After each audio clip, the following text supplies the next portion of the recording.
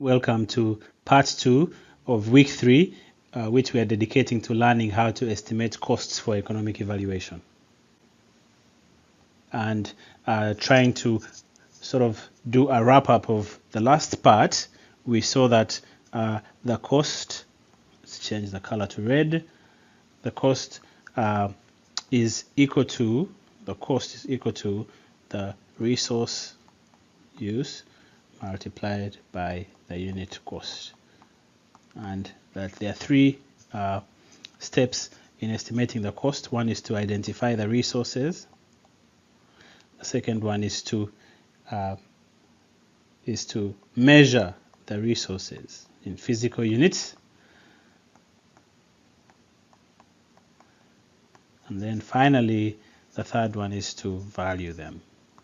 And we did a small exercise and built a cost database of fracture of the FEMA management using traction and internal fixation. And in this part 2, we're going to look at three important concepts. One of them is the concept of inflation. The other one is discounting. And the third one is what we call common currency conversion for countries that are done in more than one country. Studies that are done in more than one country. And in addition to this, we're going to look at expand our knowledge of other kinds of types of costs and how to estimate them. So let's start out by looking at the issue of time horizon for cost analysis. And usually when you read papers in the literature, you find that they will say that the time horizon of the analysis was maybe 10 years, or other times they will say it was a lifetime horizon. And this is the time period over which costs and usually effectiveness was measured. And ideally, the time horizon should reflect the course of illness. So if you have malaria or pneumonia, it's a short time horizon. It might be a few days or weeks, maybe up to some months, depending if you get complications. And for a disease like asthma, it might last, months to years. And for some people, it's a lifetime disease. A lifetime horizon can be used as well. For cancer, it's usually a lifetime horizon because of its terminal nature and because it's resource heavy along its clinical course. So you want to do a lifetime horizon analysis. And the choice of time horizon should not bias in favor of one intervention or the other. If you are comparing coronary artery bypass grafting with medical therapy, a time horizon of 1 month would bias against this coronary artery bypass graft because it's a one-time operation. It's very expensive, but medical therapy is maintained over a long time period. So it would seem as if, this is very expensive because it happens in the first month. But if you compare a lifetime horizon for a one-time operation, and then if you look at the medical therapy over a long term, then that would be a fair comparison. And you might find that without doing this operation, the amount of medicine used would make it more expensive. Let's move on to an important concept of discounting, and it reflects time preference for money.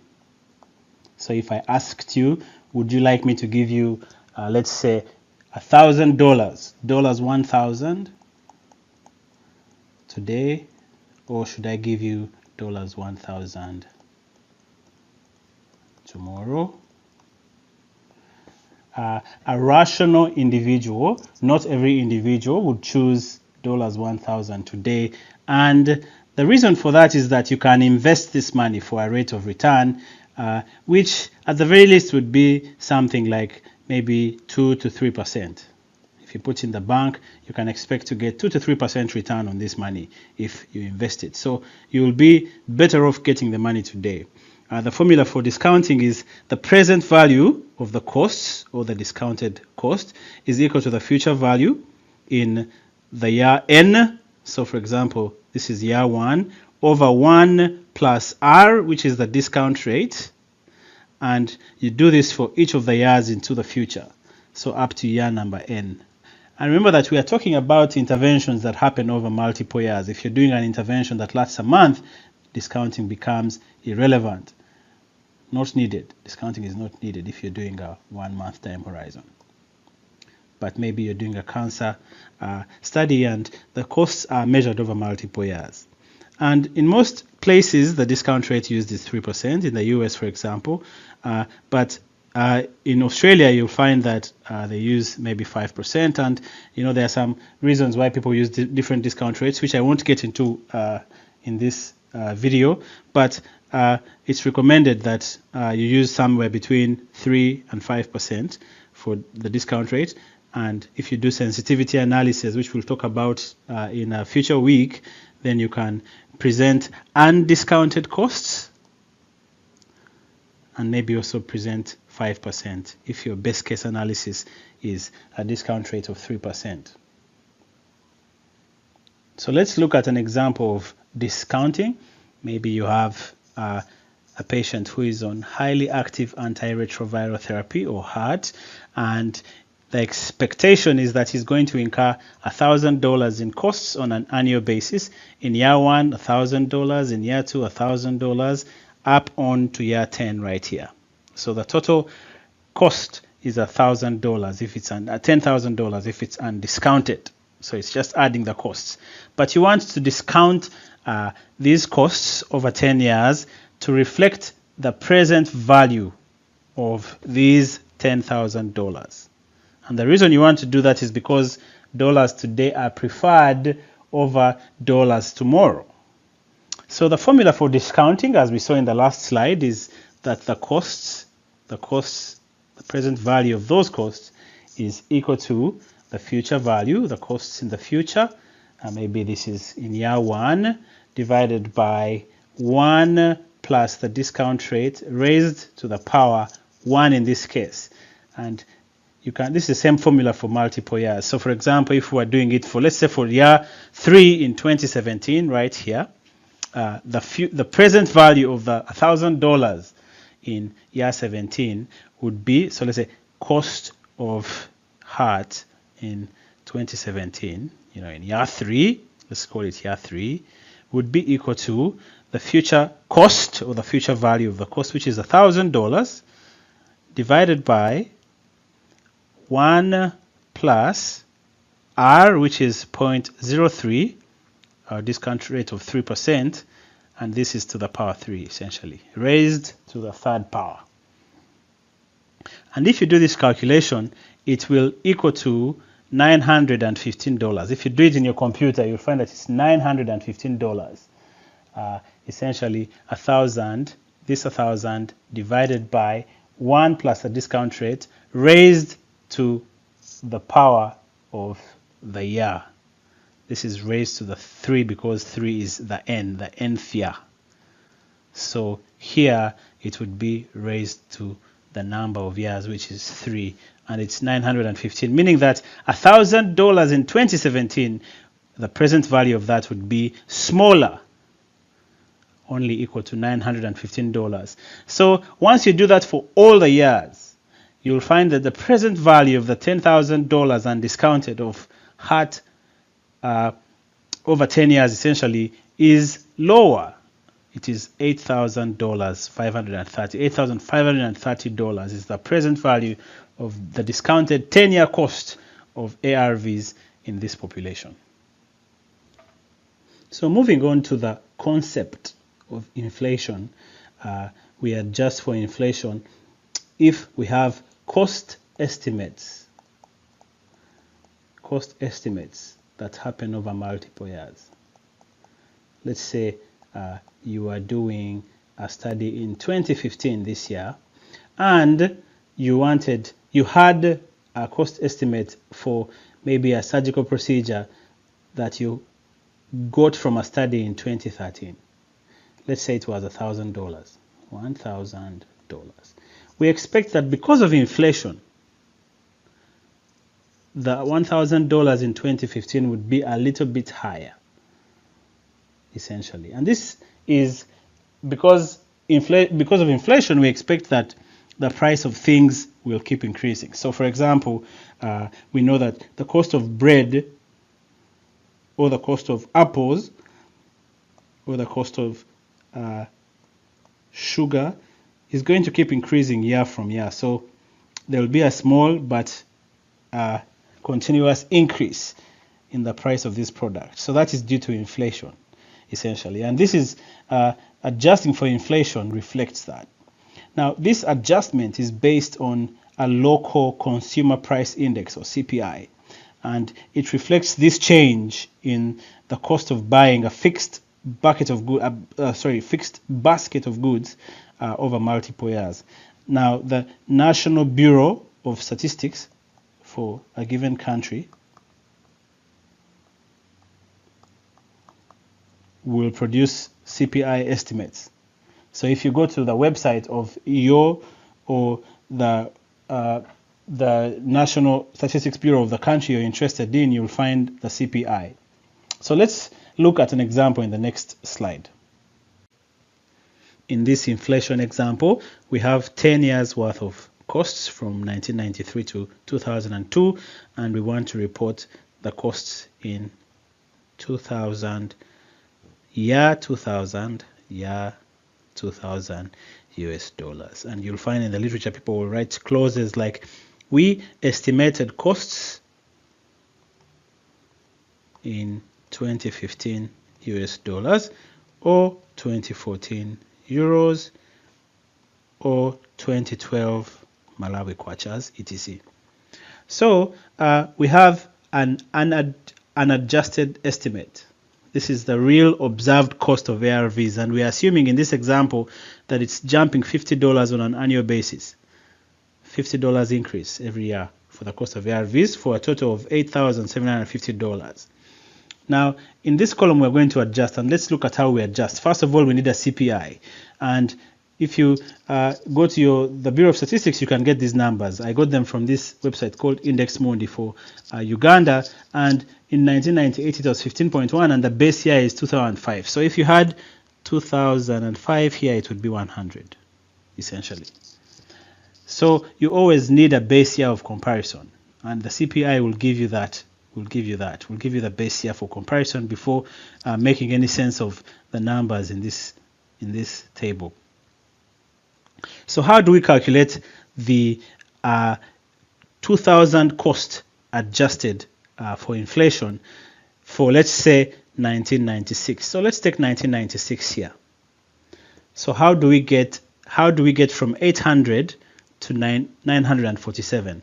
This 947 means that in year 2000 US dollars, $800 equals $947. And the formula for doing that is the CPI in the year 2000 multiplied by the cost in the year 1996 divided by the CPI in 1996. That's the formula.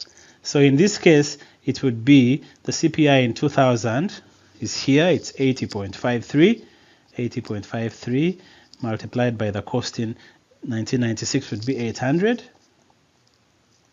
divided by the CPI in 1996, which is 68.03, and if you do that calculation, you should get 947. And you do that for all the years, and when you add them, you'll find that in $2000, the total cost, the 10-year cost of ARVs is actually $9,822. This is inflation adjusted and presented in 2000 US dollars. Now, for the years after the year of reporting, the amount actually came down. If you notice, 1050 becomes 1031, and essentially 1100 becomes 1083. But for the ones that are before, because of inflation, 650 goes up to 967. So this is an example of how you do inflation adjustment to estimate costs of using estimates in the same base year for costs that are obtained from multiple years, for cost estimates that are obtained from multiple years. Let's now increase our knowledge of the other kinds of costs, essentially, of the different kinds of costs. So starting out with transportation, sometimes you just measure the amount of money the patient pays to go to the hospital. Maybe they took a bus or they drove, and if they drove, you can do a per mile basis, a mileage allowance, and sometimes you also need to adjust for their lost time while they travel. So maybe you spend 2 hours traveling to the hospital and you lose 2 hours of wages. Maybe your wage is $15 per hour, and then you would have lost $30 basically going to the hospital. You need to also count the caretaker. Maybe a patient is very sick and they need someone to accompany them to the hospital, and these people also, the caretaker also incurs a cost. So caretaker costs are included as well. Now, upkeep costs are important, especially in poor countries. You have a patient who is admitted on a ward, and they may or may not provide food in the hospital. And if they don't provide food, an attendant may cook or may buy food. And you need to have an estimate of that. And the other thing, of course, is lodging, because if someone is sick for a week, the caretaker might need lodging when the patient is admitted to the hospital. So you may need in some studies to estimate that. And in my studies in poor countries, I've often at least tried to estimate those kinds of costs. Let's now look at overhead costs, and these are costs of shared resources. Maybe you have 2 departments in your clinic. You have orthopedics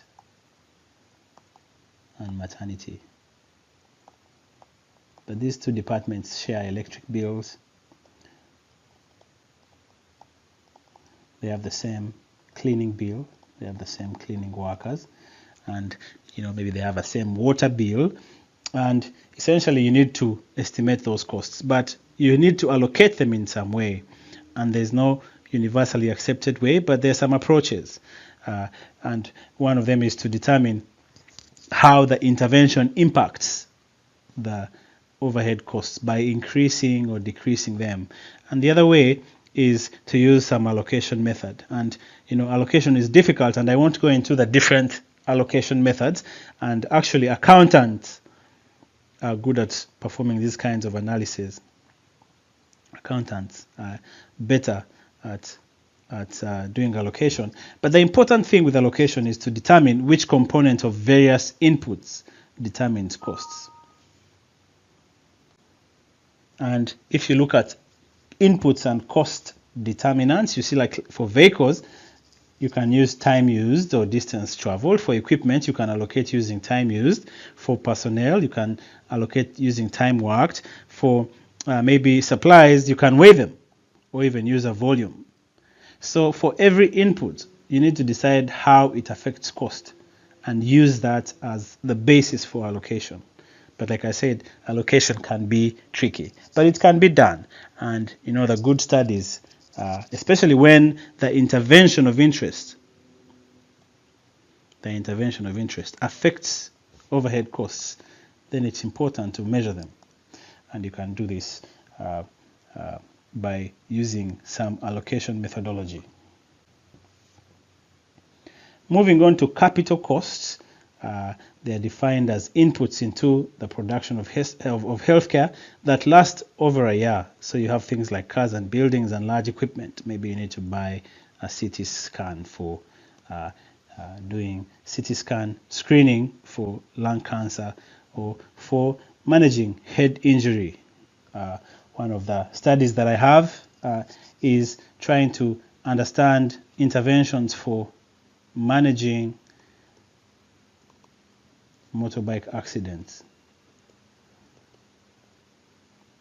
in East Africa. And if you've been to East Africa, you'll have seen those motorbike taxis. In Uganda, we call them boda bodas. And these motorbike taxis have a high rate of injury, of head injury, because people don't wear helmets. And maybe you want a CT scan to be able to do accurate bar holes.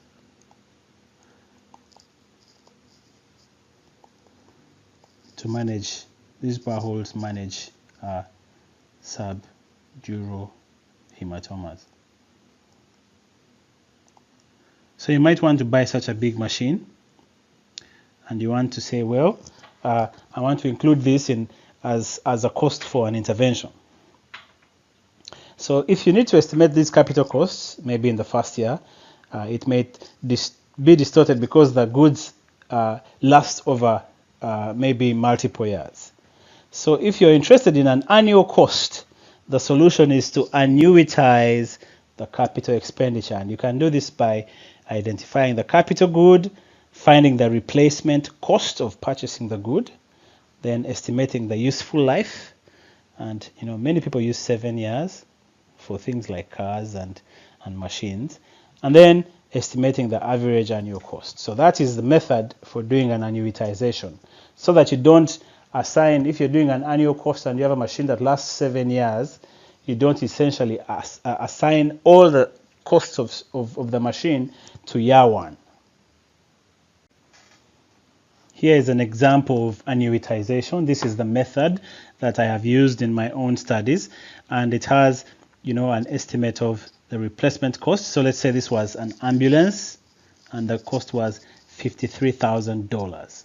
So this is a capital good, so a very expensive ambulance. And these yellow cells in Excel, modelers like to use them for essentially estimates that you can change. So you can, if you want, you can put 100,000 here, or whatever the cost of your capital good is.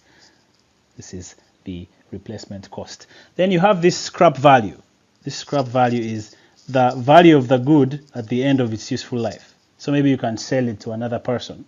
So value of good at end of useful life. So that is scrap value.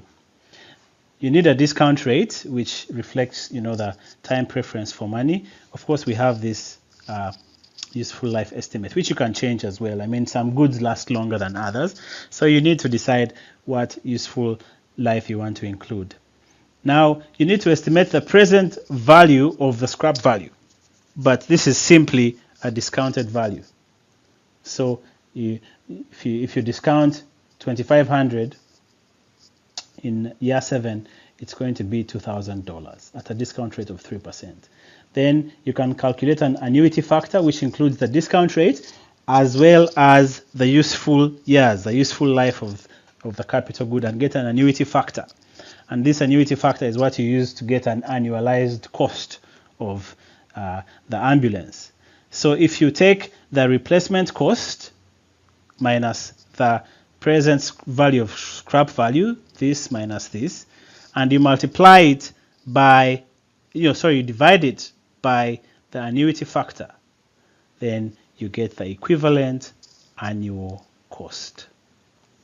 So that is how you do an annuitization. And this means that your ambulance is $8,297 per year. So this is the per year cost of the ambulance. The next concept is common currency conversion, and you need this if you do cross-country studies. Maybe you have a study that is based on results of a multi-country cost study, or even you're doing a cost effectiveness and the resource use estimates come from maybe Kenya and Tanzania or something. So one is that there are two approaches to doing this. The first one is you can use the exchange rate, which reflects prices at which currencies are traded on international markets. The problem with this is that it can be influenced by political uncertainty and expectations, and may not reflect the true value of a non-traded good like healthcare. Now, if it's a traded good, then yeah, that's what the market is saying, so it's probably okay. But healthcare is not a typical traded good like we saw in week 1. So it's not good for translating costs between countries. The second method, which is better, is called purchasing power parity, and it tries to circumvent exchange rate fluctuations. It calculates the price of a standardized set of goods in different countries, and it uses international dollars. And essentially, $1 international has the same purchasing power as $1 in the US. That's the meaning of an international dollar. So it provides a means of translating and comparing costs across countries with a common reference point. And the international dollar is essentially a hypothetical currency. It's not a currency that is real in any way. But when you do studies, it's always better to work in local currency units and then translate them into US dollars or international dollars later. But you'll find that in some studies, they will say that we used international dollars. So it was maybe intervention A was $1,000, intervention B was $1,100, and they will say these are international dollars. It's just these hypothetical currency conversions that essentially adjust for purchasing power, and an international dollar has the same purchasing power as $1 in the United States. So sometimes when you are doing economic evaluation of an intervention, that intervention might reduce mortality. So it reduces mortality, and by doing that, it adds years of life. So what do you do about the costs of future care? For example, if you do an intervention to save someone who would have died from a heart attack, then that person might die from cancer in the future. So what do you do about the costs of that cancer in the future? Should these costs be included in the analysis? And essentially, these costs are not typically included. It is often not practical to include them. But this issue remains controversial in the literature. It's really not settled. If you're going to go ahead and study advanced economic evaluation, this is one of the things that you will need to pay attention to as the debate evolves in the literature.